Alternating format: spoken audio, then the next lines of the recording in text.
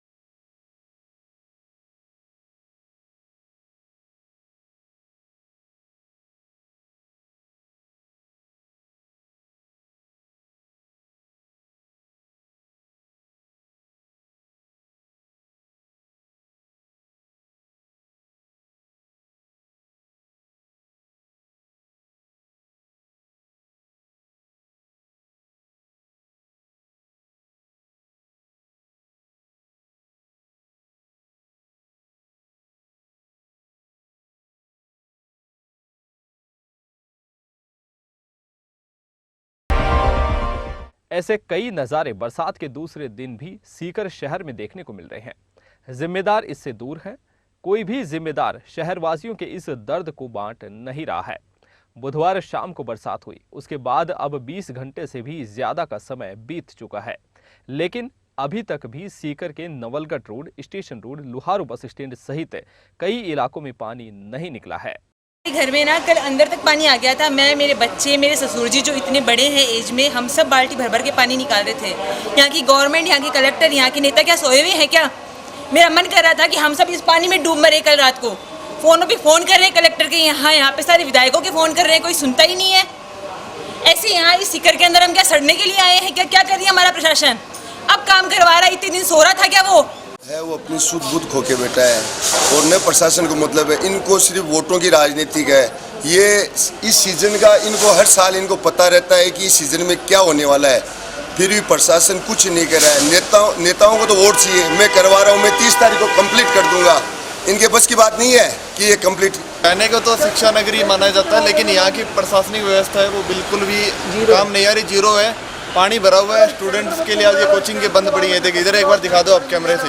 इधर ये ऑफिस है, इधर कोचिंग है, कोचिंग के अंदर बच्चे जा ही नहीं पा रहे हैं। कोचिंग का मेन गेट की आगे हालात देख लो आप क्या हो रही है। इधर ये पानी भरा हुआ है, बच्चे रोड क्रॉस नहीं कर पा रहे। देखो 41 दिन तो मैं शायद धनु दियो नवलगढ़ रोड पर, सिर्फ ही पानी की समस्या खातर दियो। वो हालता नहीं हुई को नहीं, बोला सीजन आसिन भी पहली हो जैसी तो कोई काम हुई को नहीं। प्रशासन ने चूड़ा पैर रखी, मैं डूबा हाँक मरा हाँक बन, कोई मतलब को नहीं। कत्ता बच्चा का लागी है, कत्ता का सिर फूटा ही, कोई मतलब को नहीं है बन। आज तो बरसाती मौसम शुरू हुआ है और अभी लंबा चलेगा, लेकिन आप जिस प्रकार से देख रहे हो पूरा शहर थोड़ी सी बरसात की वजह से इस प्रकार से भर जाता है। आप इधर दुकानदारों को दिखाइए क्या ये दुकानदार किस प्रकार से उनके पास को लेकर जा सकता है क्या? हर दुकानदार की रोजी रोटी बंद हो गई है। ये नगर परिषद की फेलियर है। इतना बड़ा बजट हो बावजूद भी ये स्थितियाँ बिगड़ी हुई है। ये मुख्य शहर का मार्ग है, ये कोई गलियों का मार्ग नहीं है। आप देख सकते हो कोई भी दुकानदार आ नहीं सकता, किसी भी दुकानदार के पास कोई जा नहीं सकता। कई दुकानों में पानी अंदर घुसा हुआ है। एटीएम उनकी स्थिति देखिए, ये बिगड़ी स्थिति है और सीधा सीधा प्रशासन की फेलियर है।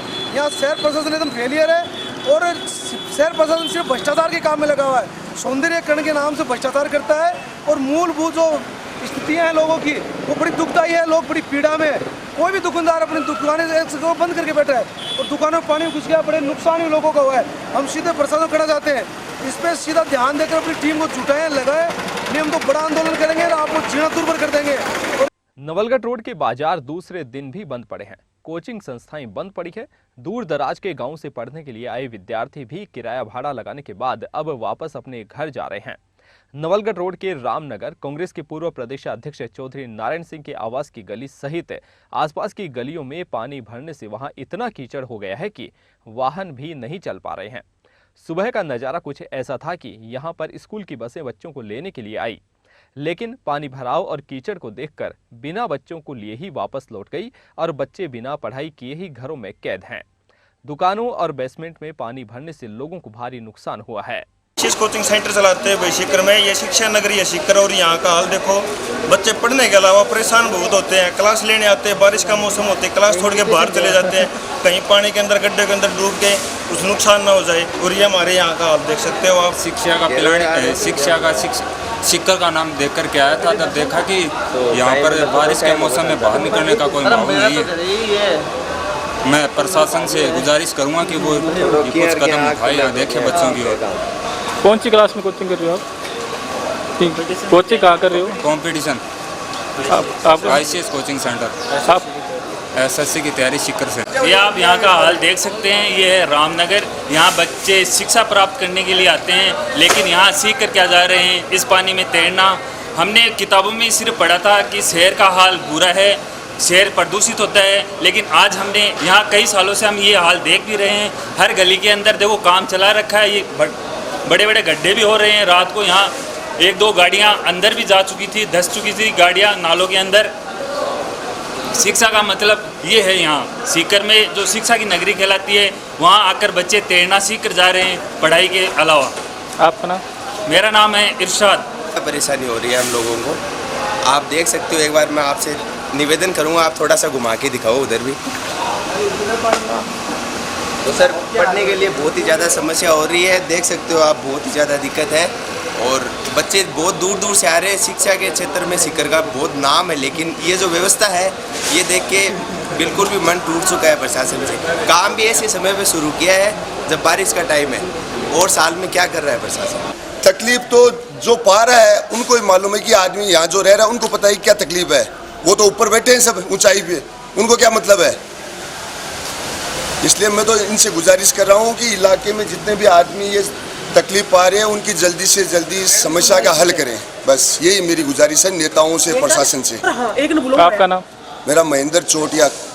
सबसे ज़्यादा बिजी एरिया है वो नवलगढ़ रोड है। सबसे ज़्यादा कंपटीशन की तैयारी यहाँ बच्चे करते हैं। सीजीएल हो, एसएससी हो या यूपीएससी हो, सबसे ज़्यादा बच्चे यहाँ पे आते हैं पढ़ने के लिए, दूर दराज से आते हैं। पेरेंट्स से सपने लेकर के भेजते हैं बच्चे कि मेरा बच्चा सीकर से कामयाब हो के आएगा, लेकिन कोचिंग चल नहीं पा रही है।